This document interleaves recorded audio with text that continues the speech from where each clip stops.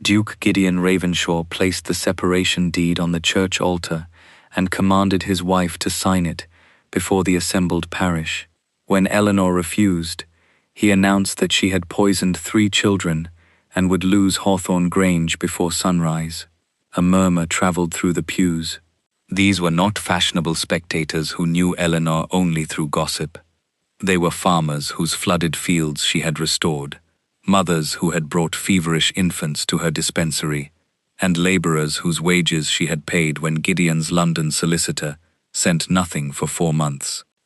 Eleanor kept her hands clasped before her dark green wool gown.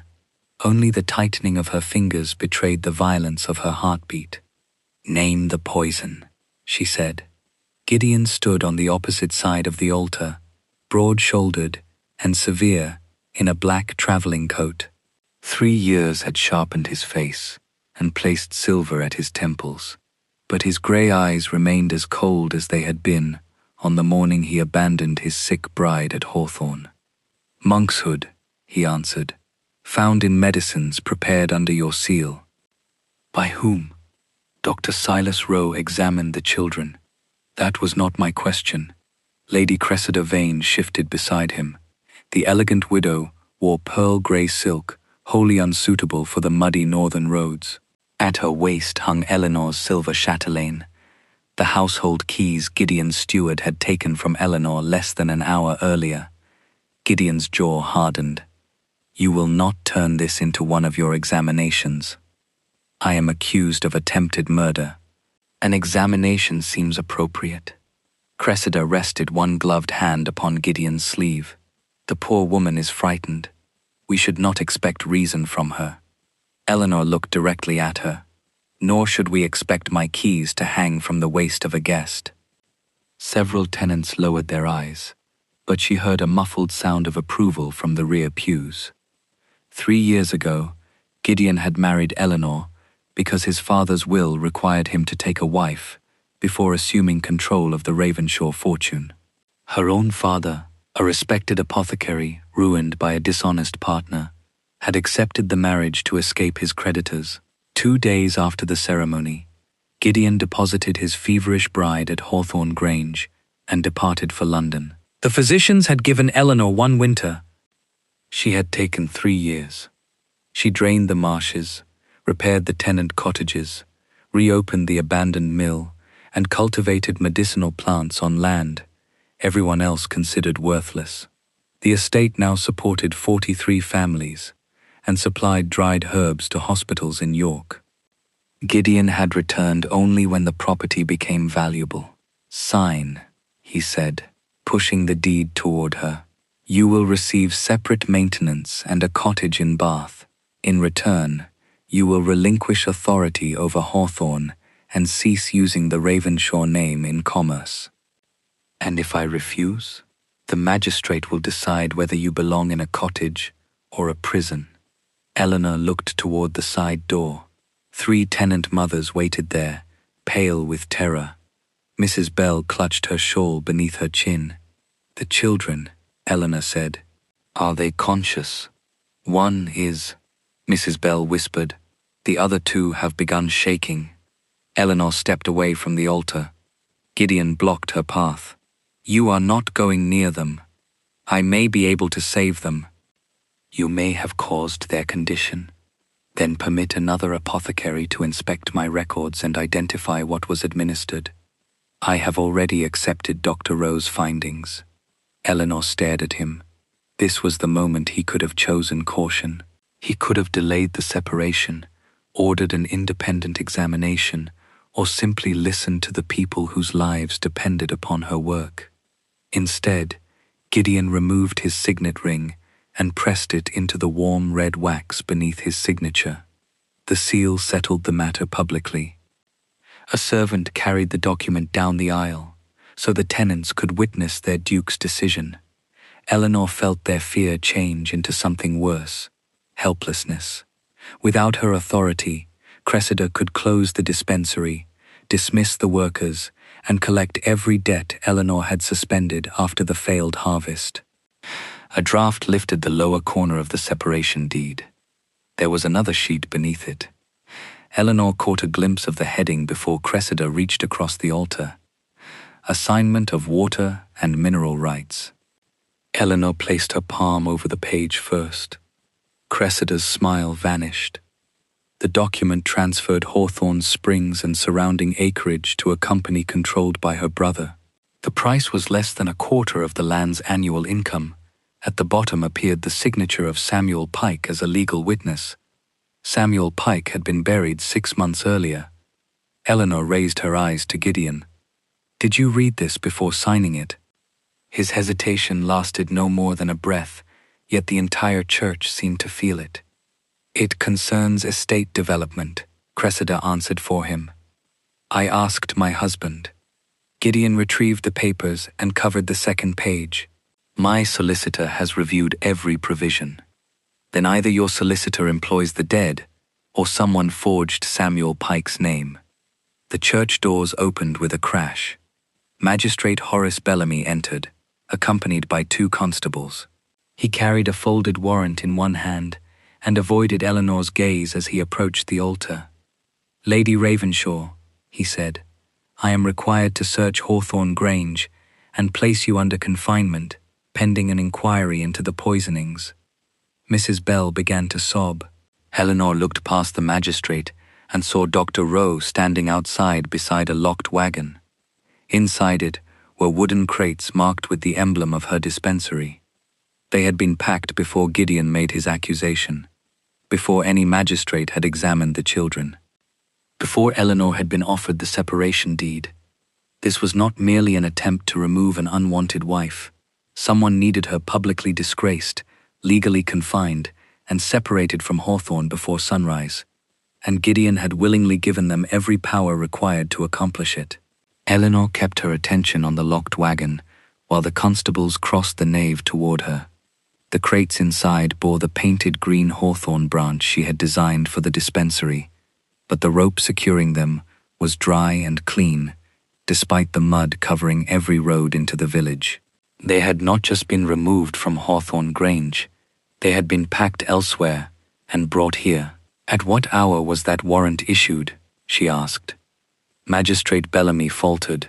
"Shortly after 2. The Bell children did not fall ill until 3:30. A sharper murmur swept through the church. Gideon looked at Bellamy, and for the first time uncertainty disturbed his controlled expression. Dr. Rowe hurried through the open doors. "The children consumed the medicine yesterday. Their symptoms merely became severe this afternoon." "Which medicine?" Eleanor asked. "A fever cordial from your dispensary. Prepared on what date?" "The label says October 14th. Eleanor almost smiled, though nothing about the moment amused her. "Then you have accused me with remarkable carelessness. My October fever cordials were sealed in green glass. Blue bottles are reserved for external preparations, so that exhausted mothers cannot confuse them in candlelight." Cressida glanced toward the wagon before she could stop herself. Eleanor saw the movement. So did Gideon, but he turned his doubt against his wife. "Different glass does not prove your innocence." "No, but it proves someone placed a false label on the bottle." Dr. Rowe stepped between Eleanor and the doors. "This theatrical argument is wasting time. Then let me see the children." "Absolutely not," Gideon said. Eleanor faced him. "If they die, while you prevent me from treating them, their deaths will belong to your decision, not my medicine." His face hardened at the direct challenge. "You are under accusation." "I am also the only trained apothecary within 12 miles. She had learned beside her father from the age of 9, grinding willow bark, measuring laudanum by drops, and keeping treatment records precise enough to defend him against suspicious physicians who resented a tradesman's knowledge. After his business failed, that training had been the only inheritance his creditors could not seize. At Hawthorn, it had become more valuable than silver. Eleanor had treated infected wounds after the mill accident, contained a scarlet fever outbreak, and taught mothers to boil contaminated well water. The dispensary's profits paid for winter coal in 6 cottages. Gideon knew none of it, because every report she sent him had gone unanswered. "Let her examine them," a woman called from the rear. Mrs. Agnes Thorne stepped into the aisle, her iron-grey hair covered by a plain linen cap. She had served as Hawthorn's housekeeper since before Gideon inherited the property and had remained beside Eleanor through the winter. Everyone expected to kill her. Her Grace saved my grandson when Dr. Rowe said the boy would not last the night. You forget yourself, Cressida warned. No, my lady. I remember exactly who remained when everyone else left. Gideon's gaze moved across the parishioners. Their silence no longer signaled submission. It was becoming resistance. Magistrate Bellamy cleared his throat. The law permits an accused practitioner to observe an independent examination. Lady Ravenshaw may accompany us under guard. Dr. Rowe objected, but Gideon raised one hand. Very well. She will touch nothing unless instructed. I will accept the constables, Eleanor said. I will not accept Dr. Rowe as independent. You are in no position to set terms. Then arrest me now and explain to 3 grieving families why your pride mattered more than their children. For several breaths, husband and wife stood motionless before the altar. Gideon had all the legal and social power, yet Eleanor understood something he did not. Authority became fragile when everyone present could see it being misused. She may observe, he said at last, nothing more. Eleanor turned to Mrs. Thorne. Go to the dispensary. Do not enter if the seal has been broken. Find Mary Fenwick and tell her to bring the duplicate treatment ledger. Cressida's head snapped toward her. Duplicate. Eleanor met the widow's suddenly guarded eyes. Every preparation is recorded twice. One copy remains in the dispensary. The other is kept beyond the estate's control. Gideon looked displeased rather than relieved. You concealed household records from me. I protected medical records from an absentee husband whose solicitor repeatedly demanded that I reduce the cost of caring for his tenants. The words struck him with visible force, but Eleanor did not wait for an answer. She followed the magistrate to the Bell cottage, constables walking on either side of her. Inside, the air smelled of sweat, vinegar, and fear. 2 children lay beneath wool blankets, while their older brother shivered near the hearth. Eleanor obeyed the order not to touch them. She studied their pupils, listened to their breathing, and asked Mrs. Bell what they had eaten and when the shaking began. Dr. Rowe gave them the blue bottle after midday, the mother whispered. They were only feverish before that. Dr. Rowe went pale. She is confused. No, Mrs. Bell said, clutching the empty bottle. You said it came from Lady Eleanor. Eleanor examined it from a distance. The label imitated her handwriting, but the dosage instructed 1 spoonful every hour. She never prescribed household spoonfuls. Apothecary measurements were recorded in minims and drachms to prevent precisely this kind of danger. Then she noticed the date beneath the false directions. October 14th, the same day Gideon's solicitor had ordered Hawthorn's dispensary account closed. The official accusation claimed Eleanor had prepared the cordial using supplies she had not possessed for 6 weeks. Someone had forged her label without knowing her methods, and someone inside Gideon's household had provided the exact date needed to connect the poison to her name. Eleanor turned from the false label to Mrs. Bell. What did Dr. Rowe give them before the shaking began? The mother pointed toward a pewter cup beside the bed. A thin violet stain marked its rim. Dr. Rowe reached for it, but Eleanor spoke sharply. Do not touch that cup. One constable obeyed the authority in her voice, before remembering that she was his prisoner, and stepped between Rowe and the table. Gideon noticed. His expression tightened, yet he did not countermand the man. Eleanor knelt beside the oldest boy, without laying a hand upon him. His pupils reacted to candlelight. His breathing remained clear, and no numbness distorted his lips. Monkshood poisoning should have produced burning in the mouth, weakness in the limbs, and a dangerously irregular heart. The children were trembling violently, but their muscles responded when she asked them to squeeze their mother's fingers. This is not monkshood, Eleanor said. You cannot know that without an examination, Rowe replied. I have just conducted one with my eyes, which are considerably more reliable than your accusation." The youngest girl gave a sudden choking gasp. Her body arched beneath the blankets, and Mrs. Bell screamed. Eleanor reached for her, but Gideon caught her wrist. "You were forbidden to touch them. Then you may watch her die while defending your command." The child's lips were turning grey. Gideon looked from Eleanor to Roe. The physician remained motionless, his face glistening with sweat. That hesitation decided him. Gideon released his wife. "Save her." Eleanor rolled the child onto her side and cleared the thick fluid from her mouth. She ordered boiled water, salt, mustard, and the strongest black tea in the cottage. Mrs. Bell moved at once. Eleanor used a feather to provoke the girl's failing stomach, then gave her only enough warm liquid to bring up what remained of the cordial.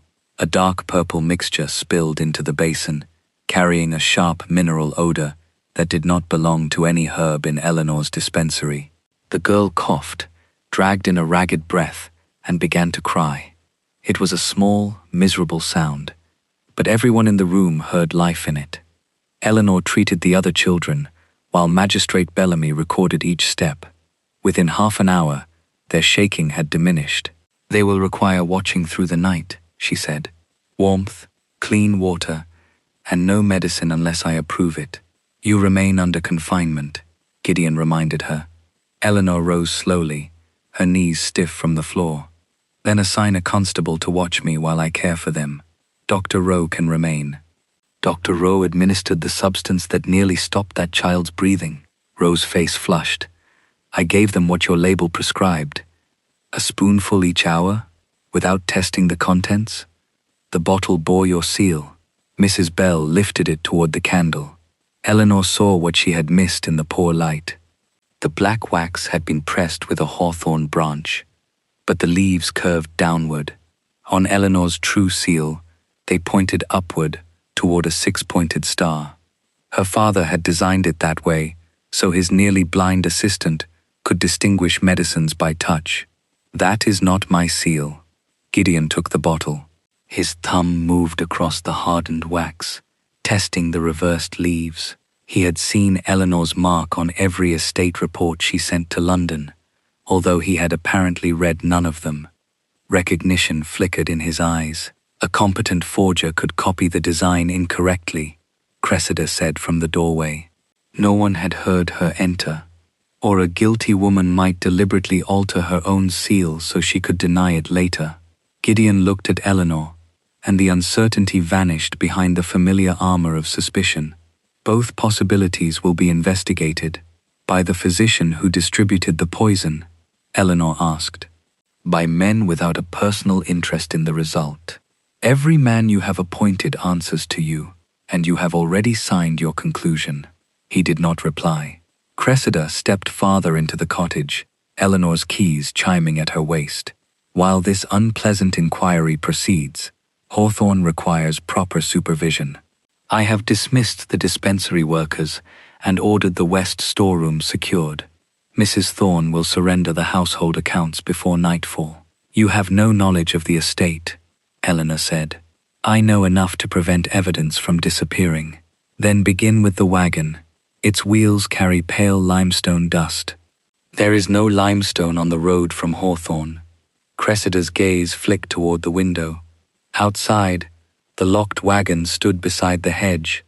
A crescent-shaped iron buckle fastened its rear canvas, stamped with the letters VMC. Eleanor had seen the same mark on the second page beneath the separation deed, Vane Mineral Company. Gideon followed her line of sight and noticed the buckle. "Cressida's brother supplies transport throughout the county," he said, before Eleanor could speak. "The wagon proves nothing. It proves the alleged evidence traveled in a vehicle belonging to the man purchasing Hawthorn Springs." "Enough." Gideon gave the bottle to Magistrate Bellamy. "Seal it, preserve the cup, and post guards at the cottage. Eleanor will be confined to her rooms until the inquiry." "My former rooms," Eleanor corrected, looking at the keys on Cressida's waist. "You have already installed another woman in them." Something like shame crossed Gideon's face. But Cressida interrupted before it could become a question. "Where is the duplicate ledger?" she demanded. Eleanor remained silent. "The one Mrs. Thorne was sent to retrieve. Where is Mary Fenwick keeping it?" Gideon turned sharply toward Cressida. "How do you know Mrs. Fenwick has it?" For one dangerous instant, the widow had no answer. Then she smiled and claimed she had heard Eleanor's instructions in the church. Eleanor knew that was impossible. Cressida had been speaking privately with Dr. Rowe beside the altar when Mrs. Thorne left through the rear vestry. The widow had known about the duplicate before Eleanor mentioned it in the Bell cottage, and the fear beneath her composure revealed precisely what she intended to do next. The poisoned children were never the true danger to Cressida's plan. Eleanor's records were. Cressida's question remained suspended in the cottage as Gideon studied her face. Before he could press for an explanation, a church bell began ringing wildly across the village. Not the measured call for worship, but the rapid alarm used for fire or flood. Thomas Ward, Hawthorn's young mill foreman, burst through the cottage door with mud to his knees. "The southern sluice has been raised," he gasped. "Water is pouring into the lower fields." Eleanor moved immediately. "How high is the channel?" "Already above the boundary stones. Then the dispensary barn and 6 cottages will be underwater within an hour." Gideon ordered the constables to escort him outside, but Eleanor blocked his path. "You do not know the drainage system. I can recognize a flood. You cannot recognize the mechanism controlling it. The original wooden gate was replaced last spring with a counterweighted iron frame. Pull the wrong chain, and you will release the entire reservoir." Cressida stepped forward. "This is another convenient emergency created by her servants." Thomas stared at the widow. "Her Grace's people did not raise that gate. 2 men wearing your brother's company coats were seen riding from the channel." "A frightened laborer's invention," Cressida replied. Eleanor turned to Magistrate Bellamy.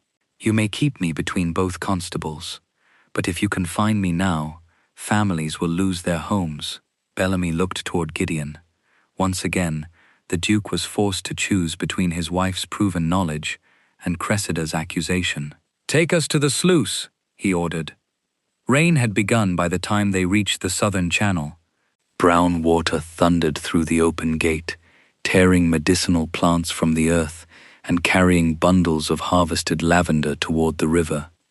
Men struggled with the main chain, while women dragged furniture from the threatened cottages. Eleanor gathered her skirts and descended the slippery bank, despite the constable's protest. "Release that chain!" she shouted. "It controls the upper gate, not this one." Thomas obeyed at once. Eleanor pointed to an iron housing partly submerged beneath the platform. A narrow service lever had been secured with a brass pin, preventing the counterweight from dropping. "Someone locked it open," she said. Gideon climbed down beside her and examined the device. "Can it be removed?" "Not while the current is pressing against the gate. We must reduce the pressure first." Eleanor directed half the workers to open 2 irrigation trenches leading toward empty pasture. She ordered the mill wheel disengaged and sent Thomas upstream with men carrying sandbags.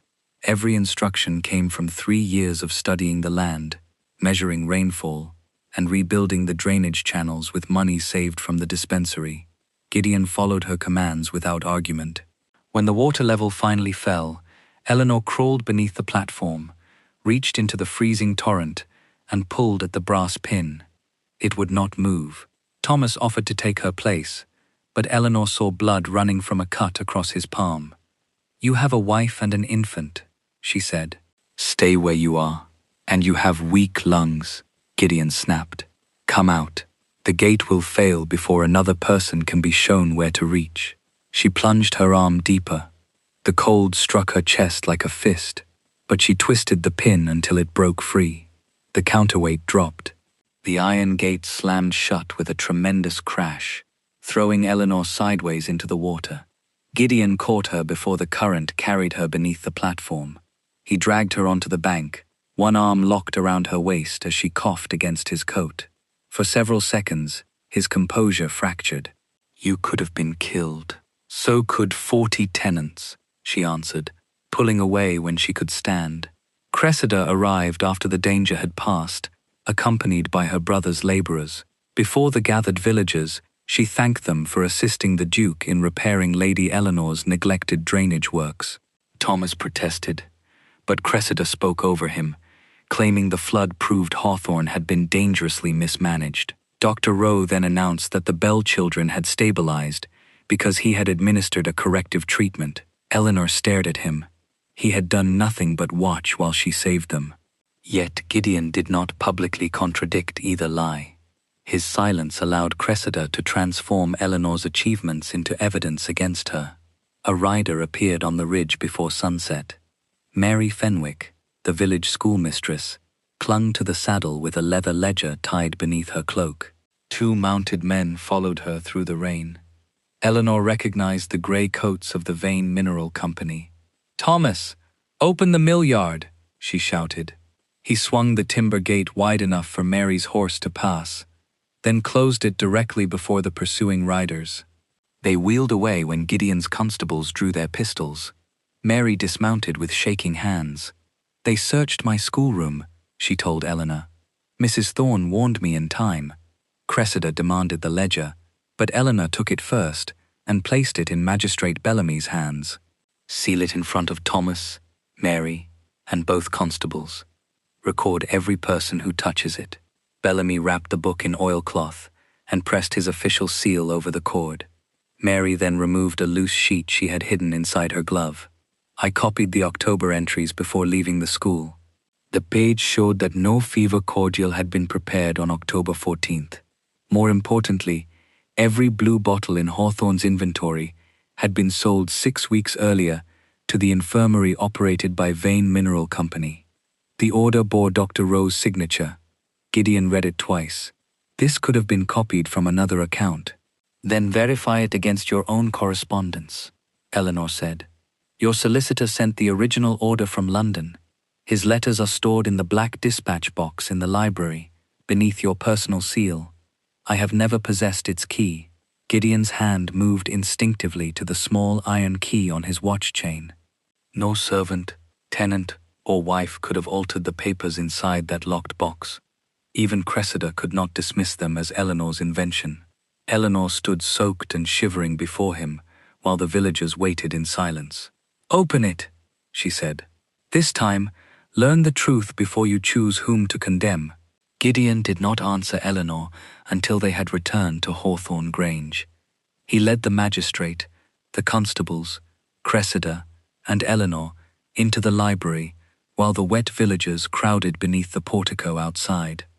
The black dispatch box rested inside a cabinet behind his father's desk, exactly where Eleanor had said it would be.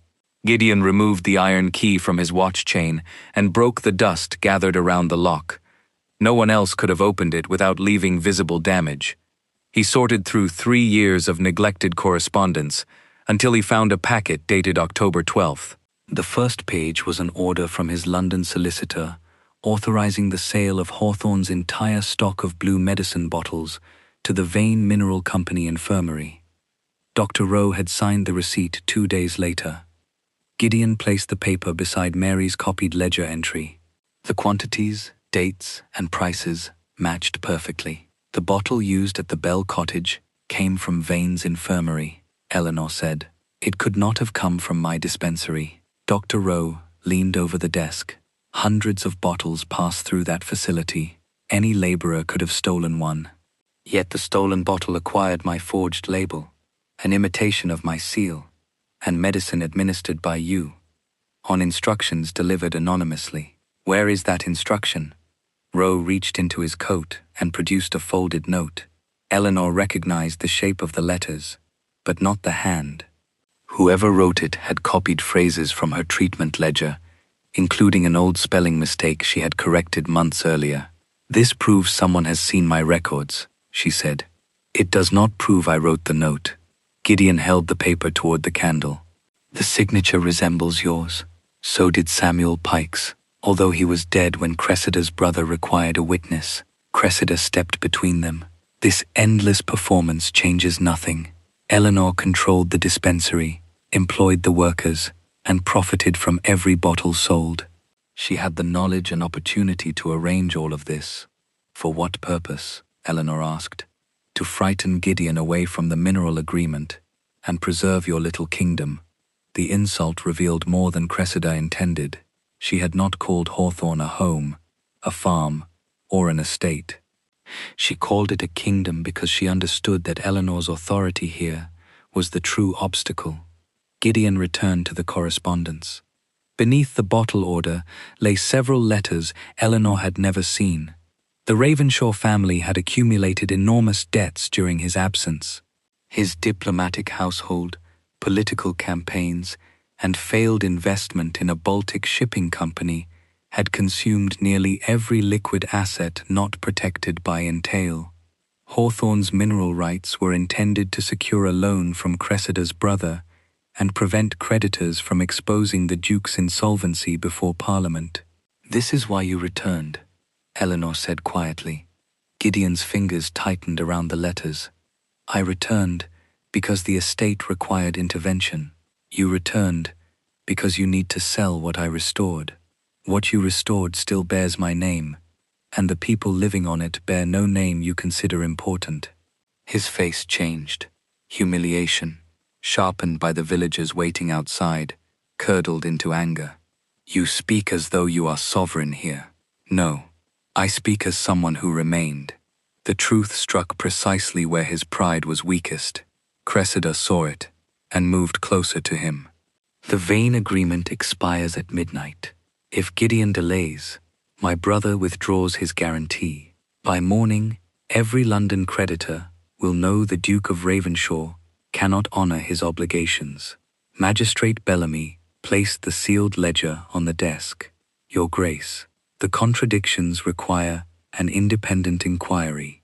I recommend postponing any transfer until the poison's origin is established."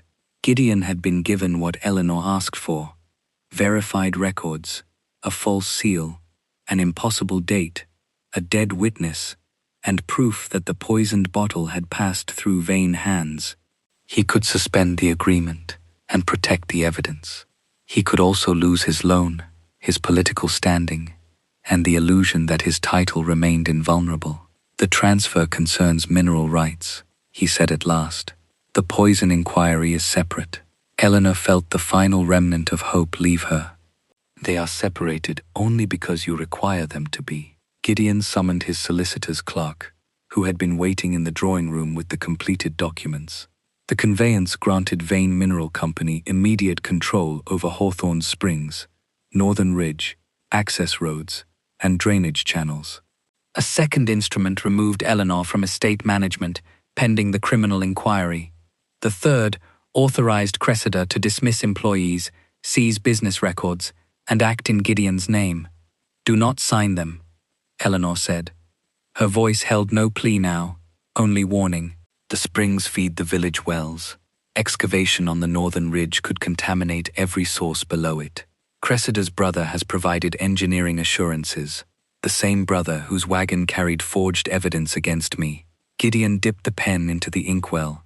For one suspended moment, he looked at Eleanor as though he remembered the trembling bride he had abandoned and recognized the woman she had become without him. Then he signed all 3 documents. The scratch of the nib was softer than a whisper, yet Eleanor heard 43 families lose their protection. Cressida immediately ordered the constables to take Eleanor upstairs. Mrs. Thorne protested and was dismissed from service. Thomas Ward attempted to enter the library, but Gideon's guards forced him back onto the steps. Eleanor did not resist when the constables closed her inside the small north bedroom. Saving the marriage was no longer among her concerns. Her husband had examined the truth and knowingly chosen the arrangement threatening his tenants because it preserved his title. She would protect the villagers in spite of him, not for him. After midnight, the sound of heavy wheels awakened her. Eleanor crossed to the window and wiped condensation from the glass. Below, a procession of Vane wagons passed through Hawthorn's gates under armed escort. The first carried iron boring equipment. The second held barrels marked with the black symbol used for blasting powder. The convoy turned toward the northern ridge, where the underground spring ran directly beneath the tenant wells. A folded notice had been pushed under Eleanor's door. Work would begin at dawn, and every cottage within 200 yards of the excavation site was ordered empty before the first charge was fired. Eleanor read the evacuation notice twice, then struck the locked door with the brass candlestick. "Constable," the young man stationed outside answered, but refused to open it. His orders, he said, came directly from the Duke. Eleanor pushed the notice beneath the door. "Read the final line. Vane intends to fire blasting powder above the main aquifer." The constable hesitated. The engineers know their business. They know exactly what they are doing. The northern ridge contains abandoned mine passages. A charge in the wrong chamber could send poisoned runoff into every village well. No reply came. Eleanor crossed to the wardrobe and pulled it away from the wall. During the manor's restoration, workers had discovered an old servant's passage connecting the north bedrooms to the laundry stair. Eleanor had ordered it sealed against damp, but only thin boards covered the entrance. She tore them loose with the fire poker, squeezed through the narrow opening, and descended in darkness while dust tightened her lungs. The first explosion came before dawn. The house shuddered. Plaster fell around her, and somewhere below, glass shattered. Eleanor reached the courtyard as a second roar rolled beneath the earth. A column of muddy water erupted beyond the northern trees. The Vane workers had not waited until sunrise. Cressida's brother, Malcolm Vane, stood beside the gate, directing armed men toward the ridge. Gideon emerged from the manor, still fastening his coat. "Who authorized the charge?" he demanded. Malcolm unfolded the conveyance signed less than 6 hours earlier. "You did. The agreement required proper notice. Notice was delivered, at midnight, to sleeping families." Malcolm shrugged. "Your domestic arrangements are not my concern." Gideon ordered his guards to halt the wagons, but the men refused to move. They were employed by Vane Mineral Company, and the document bearing Gideon's seal granted Malcolm exclusive control of the access road. Magistrate Bellamy could not revoke a lawful conveyance without a court order. An easy command from the Duke of Ravenshaw no longer possessed force on his own land. Eleanor ran toward the cottages. Thomas and Mrs. Thorne were already guiding frightened families toward the mill pasture. Water poured through cracks in the stone well near the dispensary, carrying a strange blue-green sediment. A dog approached, sniffed it, and recoiled. Eleanor dropped to her knees but did not touch the water. She recognized the colored crust from samples her father had once received from a northern mining village, where children suffered stomach pains and laborers developed sores after drinking from wells below an abandoned copper shaft. "Do not drink from any pump or stream," she shouted. "Not even if the water appears clear." She ordered the villagers to collect rainwater from covered barrels and directed Thomas to open the sealed mill cistern, which was supplied from a separate western channel. Mrs. Bell arrived carrying her youngest child. "The fever is rising again." Eleanor examined the girl beneath the grey morning light. Her shaking had stopped, but dehydration now threatened all 3 children. The clean water required for their recovery was rapidly becoming the rarest resource at Hawthorn. Gideon reached the well as Thomas was fastening a timber cover over it. "How serious is this?" he asked. "Serious enough that your tenants may be unable to remain here. The company will repair the damage." Malcolm laughed behind him. "The conveyance indemnifies us against underground water movement. Read the final schedule, Your Grace." Gideon seized the document from him. Eleanor watched his expression change as he found the clause his clerk had placed beneath the folded survey. "Every loss caused by excavation, including collapsed wells, flooded fields, and displaced tenants, remained the responsibility of the Ravenshaw estate." Gideon had surrendered the minerals while retaining the ruin. Another worker galloped down from the ridge. "The first chamber is open," he told Malcolm. "We found the old vein." Malcolm's satisfaction confirmed Eleanor's suspicion. The company had known where to blast because someone possessed a survey of the abandoned mine passages. The poisoning, forged evidence, and separation had removed the one person who might recognize the medical danger before they reached the ore. Gideon stepped toward Malcolm. "No further charges. You owe my company £80,000. Stop the excavation, and the entire debt becomes payable today. You guaranteed the loan. Against the mineral rights you signed away. Those rights now belong to me." Gideon looked toward the villagers gathering around the covered well. No one bowed. No one addressed him as Your Grace. They looked at him as the man who had placed his seal beneath the instrument destroying their homes. That silent judgment wounded him more visibly than Malcolm's threat. Eleanor left him standing with the consequences of his choice and concentrated on the people he had endangered. She organized the elderly and the children inside the stone mill, sent riders to neighboring parishes for clean water, and ordered every household to bring her a sample from its well, in a covered cup marked with its location.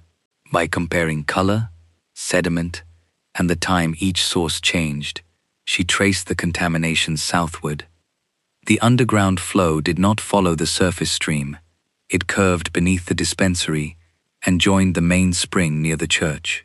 The first blast opened only a side passage, she told Thomas. The second will rupture the central chamber. Can we block it? Not from below. We must know where Malcolm intends to place the next powder barrels. Mary Fenwick arrived holding a page she had rescued from the schoolroom search.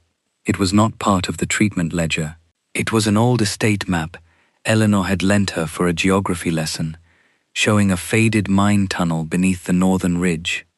A section had been cut away with a knife, the precise section marking the main spring chamber. Before Eleanor could speak, a Vane foreman rode past the mill and called for every worker to clear the ridge by noon. Malcolm was preparing a charge far larger than the first. If it detonated above the missing section, the aquifer would collapse. The poisoned water would spread beyond Hawthorn, and the blast would destroy the underground passage, proving the company had known the danger in advance. Eleanor looked toward the manor, where Cressida had locked the complete estate surveys inside Gideon's library. The church clock struck 9. They had 3 hours to recover the map and stop the second explosion. Eleanor turned the mill into a place of command. Families occupied the upper grain loft.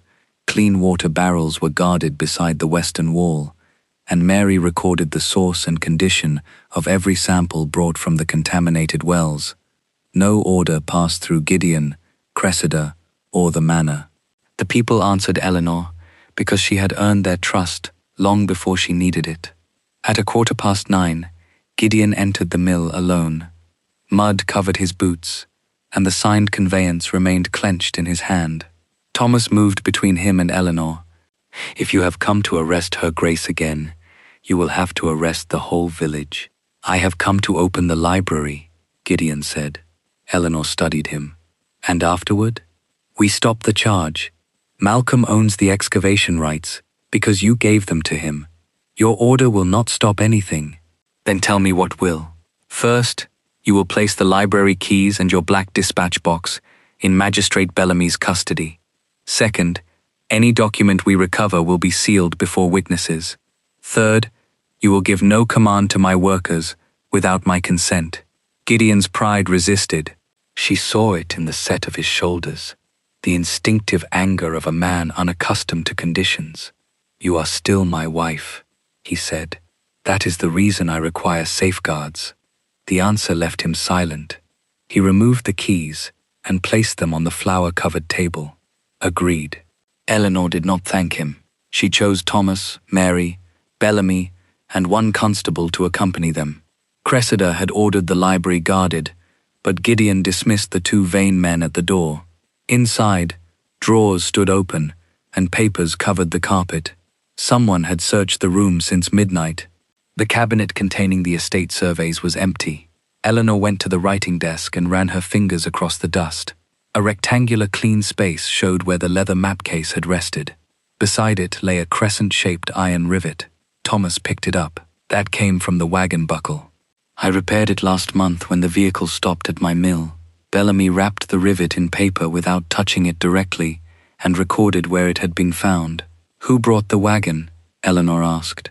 "Mr. Vane's foreman. Dr. Rowe was with him, before the children were poisoned, 9 days before." The wagon had carried Rowe to Hawthorn, removed the complete survey, transported the false medicines, and later appeared loaded with fabricated evidence. The same crescent buckle connected every journey. Gideon stared at the rivet. "Why did you not report Rowe's visit?" "I did," Thomas replied. "Her Grace sent a letter to your London office the next morning." Eleanor opened a lower cabinet and removed a bundle of returned correspondence. Each envelope bore Gideon's name and the seal of his private secretary. Most had never been opened. One contained her warning about unauthorized drilling near the northern spring. Another described workers measuring tenant fields without permission. A third reported that Dr. Rowe had demanded access to dispensary labels and seals. Gideon read the dates. Every warning had reached London weeks before he signed the mineral agreement. "Why were these returned?" he asked. "Your secretary said Hawthorn's domestic details did not merit your attention. I never instructed him to ignore threats to the estate." Eleanor met his gaze. "You instructed him to handle everything concerning the wife you expected to bury. Indifference does not become innocence merely because another man performed it for you." Gideon lowered the letters. The truth did not produce a dramatic apology. It seemed instead to remove something structural from him. "How did you finance the drainage work when my solicitor closed the account?" "I sold my mother's jewelry and my father's apothecary instruments. Those were your last possessions. The tenants were losing their homes." He looked through the window at the mill wheel, the repaired cottages, and the families sheltering in the loft. For the first time, he understood that Hawthorn had not recovered because of ducal money or distant authority. Eleanor had rebuilt it from the remains of her own security. "I will restore everything you spent," he said. "Money cannot restore the years in which you chose not to know." "Then what do you require of me?" "The truth, recorded without excuses." Magistrate Bellamy placed a blank sheet on the desk. Gideon wrote that he had received evidence contradicting the poisoning accusation before signing the conveyance, that he had nevertheless transferred control to preserve his credit, and that the resulting excavation endangered the tenants. The confession threatened his political standing and gave Eleanor no promise of reconciliation. Bellamy sanded the page and sealed it inside the dispatch box. "Now the map," Eleanor said. The original was gone, but Mary's school copy preserved most of the tunnels. Eleanor combined it with the water samples, while Thomas marked the wells in the order they changed color. The pattern revealed the underground current and the probable location of the missing central chamber. It lay 50 yards east of the company's first boring site. "Malcolm has placed the larger charge in the wrong shaft," Thomas said. "Not wrong," Eleanor replied. "The explosion will collapse the chamber and divert the spring beneath land owned privately by Vane's sister." Everyone turned toward Cressida's name on an old boundary schedule. The poisoned wells were not an unfortunate consequence. They lowered Hawthorn's value while redirecting its most profitable resource to Cressida's adjoining property. Gideon's signature had allowed her to destroy one estate and enrich another. A frightened Vane worker appeared at the library door. His name was Jacob Moss, a powder carrier Thomas had employed during the mill repairs. He held a small red blasting ledger against his chest. "Mr. Vane ordered us to leave 6 men inside the eastern passage when the charge fires," he said. "They know too much about the first drilling."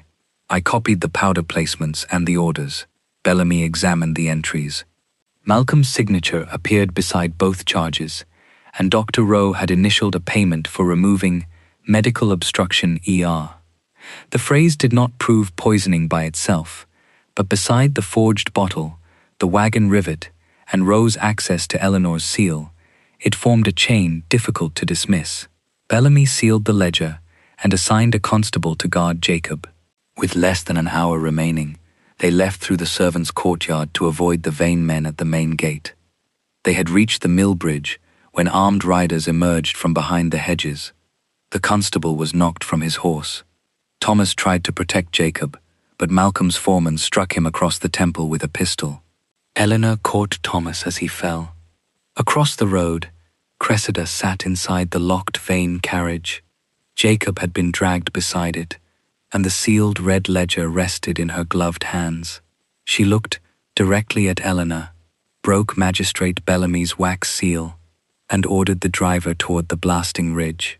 Eleanor left Thomas in Mary's care and climbed into Gideon's carriage. "The Eastern Service Road," she ordered. "It reaches the ridge before the main track." Gideon took the reins himself, driving hard enough to throw mud against the doors.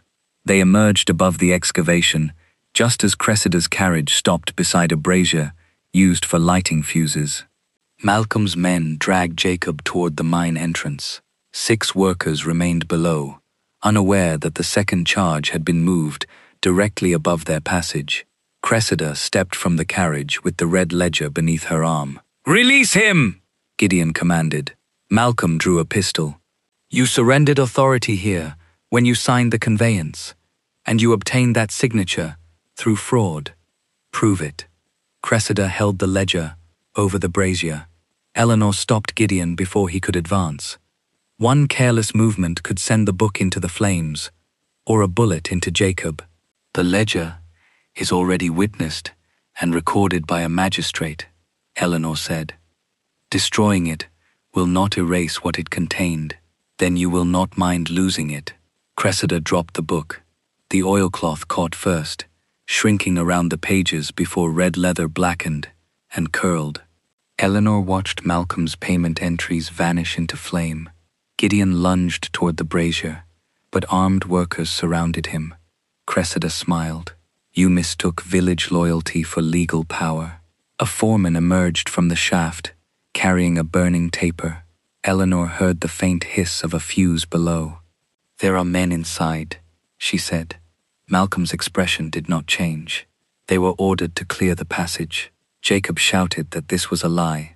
Malcolm struck him across the mouth. Eleanor looked toward a narrow ventilation opening halfway down the slope. The old-school map showed that it joined the eastern tunnel. "Thomas," she called. He had followed on foot despite the blood running from his temple. Eleanor pointed to the opening. "Ring the iron pipe with a stone. 3 blows, pause, then 3 again." Thomas understood. Miners used that warning when shouting could not carry through the tunnels. He struck the pipe until a hollow alarm echoed underground. Men began emerging from the main shaft. Malcolm seized the foreman's taper and touched it to a second fuse. Gideon threw himself at him. The pistol fired into the air as both men fell, but the fuse continued burning beneath the rocks. "Everyone down!" Eleanor screamed. The explosion split the ridge before the final worker cleared the entrance. Earth rose like a dark wave. Gideon covered Eleanor with his body as stones struck the ground around them. The eastern slope collapsed, burying the mine entrance and sending a torrent of blue-green water through the shattered channel. When the noise ceased, the central spring was gone. Water that had fed Hawthorn for generations now surged toward Cressida's adjoining land. Jacob crawled toward the ruined shaft, crying that his brother remained inside. The missing workers, the destroyed map chamber, and the burned ledger disappeared beneath tons of stone. Malcolm staggered upright, with blood on his cheek, and immediately accused Eleanor of inciting sabotage. He claimed Thomas's warning blows had triggered an unauthorized evacuation and caused panic among the powder crew. Cressida produced signed statements from 2 Vane foremen asserting that Eleanor's workers had tampered with the first sluice. Every paper was prepared, witnessed, and ready before the explosion. By the time Magistrate Bellamy reached the ridge, Malcolm had transformed deliberate destruction into an uprising led by a disgraced duchess. Jacob, staring at the rocks covering his brother, suddenly changed his account. He denied giving Eleanor the red ledger and claimed Thomas had forced him to steal it. Eleanor saw Cressida's gaze settle on the buried mine. Jacob's brother was not merely trapped, he was leverage. Bellamy looked stricken. Without the ledger, Jacob's testimony, or the complete survey, The case against Vane had become circumstantial. The surviving documents proved suspicious bottles and improper drilling, but not poisoning or intentional diversion of the spring. A second carriage arrived, carrying Gideon's solicitor and 2 county officers. The solicitor presented a complaint charging Eleanor with theft of company records, obstruction of lawful excavation, and conspiracy to destroy property. "I am required to take Lady Ravenshaw into county custody," Bellamy said. Gideon stepped between Eleanor and the officers. "Then record my statement first, before the workers, tenants, constables, and county officials." He admitted that Eleanor had warned him of forged evidence before he signed the conveyance. He acknowledged that he transferred the mineral rights to conceal his debts and preserve his political influence.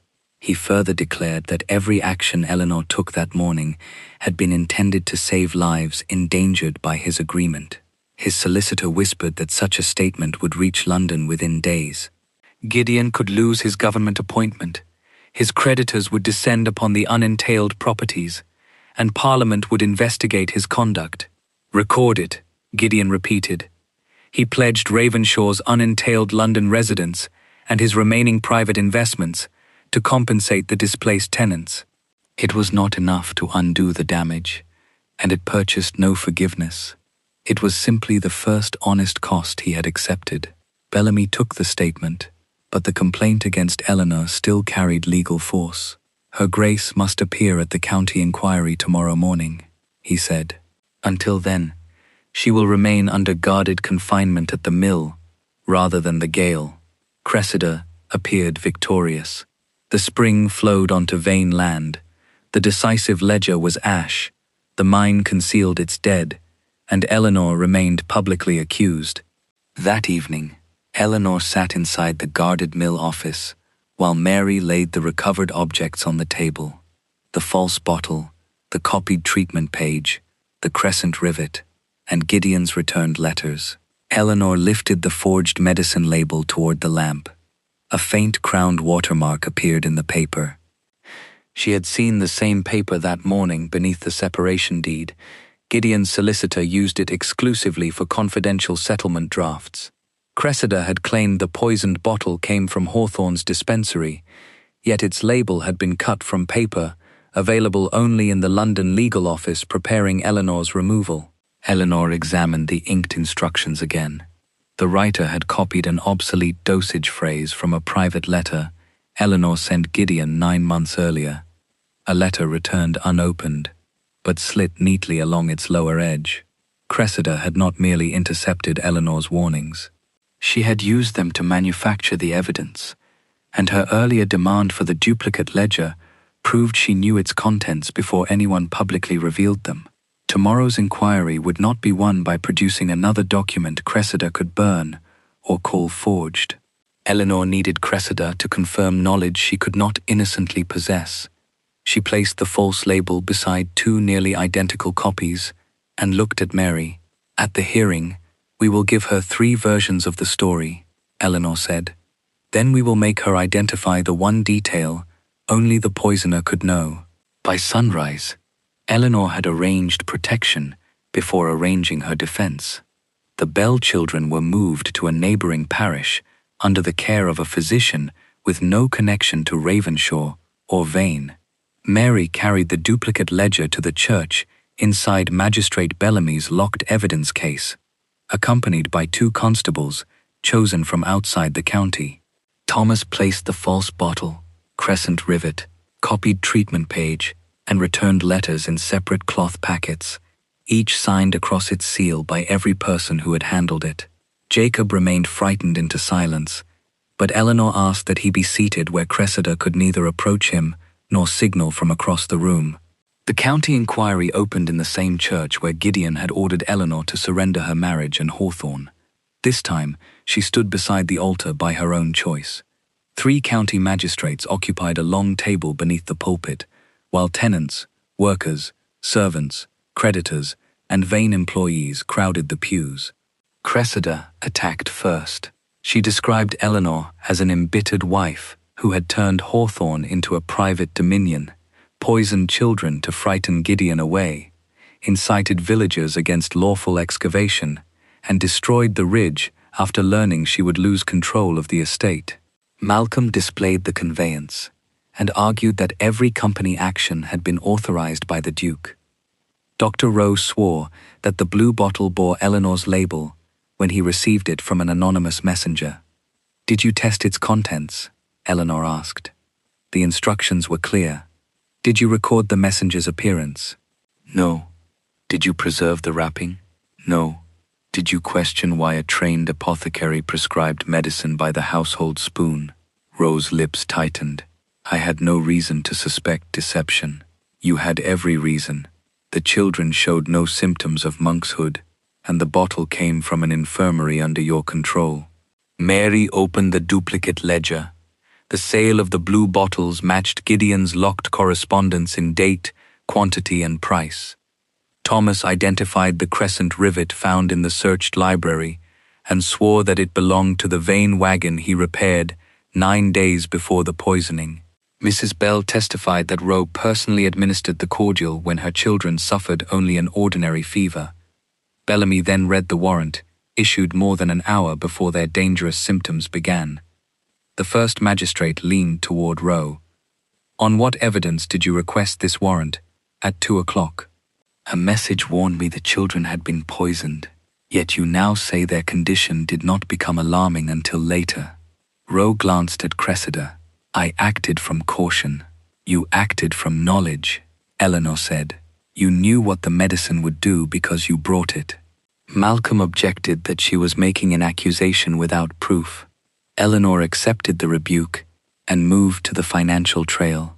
Gideon authenticated the mineral conveyance, the indemnity clause, and the letters warning him about unauthorized drilling. He did not excuse himself. Before the same tenants he had endangered, he admitted that he saw evidence contradicting the poisoning charge and signed anyway, because the Vane loan protected his credit and political standing. Cressida attempted to portray his confession as the result of Eleanor's influence. "My wife did not make my choice," Gideon said. "I made it because I valued my name above her judgment and these people's safety." He then stepped back. He authenticated only his acts and allowed Eleanor to establish the conspiracy herself. She displayed the old boundary schedule, showing that the diverted spring now emerged on property held by Cressida. Water samples, recorded before and after the blasts, demonstrated the direction of the underground flow. Malcolm claimed the diversion was accidental. "Then why did your men place the second charge 50 yards east of the ore vein?" Eleanor asked. "Engineering necessity. The missing map section marked no ore there. It marked the central spring chamber. That map was destroyed. The complete map was stolen. Mary's copy was cut. Your wagon rivet was found where the original had been kept. The destruction of evidence does not transform preparation into coincidence." Cressida rose with carefully controlled indignation. "This is a collection of village suspicions. Nothing connects me to the medicine." Eleanor asked Bellamy to open the packet containing the false label. Under the church windows, its crowned watermark became visible. Gideon's solicitor identified the paper as a private stock used only for settlement drafts in his London office. The separation deed and mineral conveyance had been prepared on the same sheets. Cressida said that proved nothing because Eleanor had handled the separation document in church. "The children were poisoned before I saw that deed," Eleanor replied. "Someone with access to the London negotiations cut this label before Gideon returned." She then read the dosage instruction containing the obsolete phrase copied from one of her private letters. "I used those words once, in a report written to my husband on December 3rd. "September 18th, Cressida corrected. The answer escaped quickly and sharply. Silence spread through the church. Eleanor turned toward her. "I beg your pardon?" Cressida's face lost color. The report was dated September 18th. "You are attempting to confuse the inquiry. No date appears on the medicine label. The private report has remained folded inside returned correspondence." No date from it has been read aloud today. Cressida looked toward Gideon, but he offered no rescue. You searched the library, she said. You could have selected any letter. I selected the report you used. I misstated its date to discover whether you knew which one it was. One magistrate asked how Cressida could have known. She claimed Gideon's secretary mentioned the letter during settlement negotiations. Eleanor placed the September report on the evidence table without unfolding it. Its seal had been carefully lifted, and a narrow strip was missing from the lower edge. This letter was returned to Hawthorn months before I was accused, Eleanor said. The bottle label was cut from the missing strip. It carries the same watermark, the same irregular lower fiber, and the same drop of brown sealing wax at its corner. Malcolm dismissed the comparison as theatrical. Eleanor asked Mary to bring forward the small wooden frame prepared at the mill. The unopened letter was secured beneath glass on one side. The poisoned label lay beneath glass on the other, so neither could be altered or forced. Only one step remained. If the torn fibers, watermark lines, and wax stain joined across the gap, the label would be authenticated as part of the intercepted letter. The physical bridge connecting Cressida's London access, Rowe's bottle, and the manufactured poisoning accusation. Eleanor lifted both pieces before the magistrates and began sliding them together. The torn fibers met without a gap. The crowned watermark continued perfectly from the September letter into the false medicine label, and the brown wax stain formed one unbroken circle across both pieces. For several seconds, the church remained utterly silent. Then the eldest magistrate bent over the wooden frame and confirmed what everyone could see. The label used to accuse Eleanor had been cut from a private letter intercepted during the London negotiations. Cressida reached for the frame, but Bellamy caught her wrist before she could disturb it. You knew the date of this letter, Eleanor said. You knew about the duplicate ledger before Mrs. Thorne revealed it. You possessed paper reserved for the separation agreement, and your brother's infirmary possessed the blue bottles. Dr. Rowe signed for them. Cressida insisted that Gideon's secretary had shown her the correspondence. Eleanor turned to Gideon. Who controlled the negotiations with Vane Mineral Company? Cressida, he answered. My secretary sent the Hawthorn correspondence to her because I authorized her to examine anything affecting the loan. There was the access Gideon had created when he chose another woman's judgment over his wife's. He had not ordered the poisoning, but his willing indifference had placed Eleanor's private letters, estate reports, and medical language in Cressida's hands. Rowe attempted to leave the church. A constable stopped him at the door. Under questioning, he denied knowing how the label had been made, but Bellamy placed the forged bottle beside his signed infirmary receipt. The wax seal had been cast from the impression on Eleanor's intercepted letter, which explained why the hawthorn leaves curved downward instead of upward. Rowe had administered the cordial without testing it, requested a warrant before the children became dangerously ill, and falsely described symptoms of monkshood that none of them displayed. Faced with the medical records and the impossible timeline, he began blaming Malcolm. That effort only completed the chain. Malcolm had purchased the blue bottles, supplied Rowe with a mineral compound designed to produce violent shaking without immediate death, and used the resulting panic to justify Eleanor's removal. Cressida had copied the obsolete dosage phrase and forged her label. Rowe administered the medicine and issued a convenient diagnosis. Their intention had been to frighten the village, discredit Eleanor's dispensary, and place her under confinement long enough for Gideon to sign away the springs. Samuel Pike's signature had been forged because an independent witness might have discovered that the transfer redirected the underground water toward Cressida's adjoining land. The raised sluice created visible flooding that could be blamed on Eleanor's management.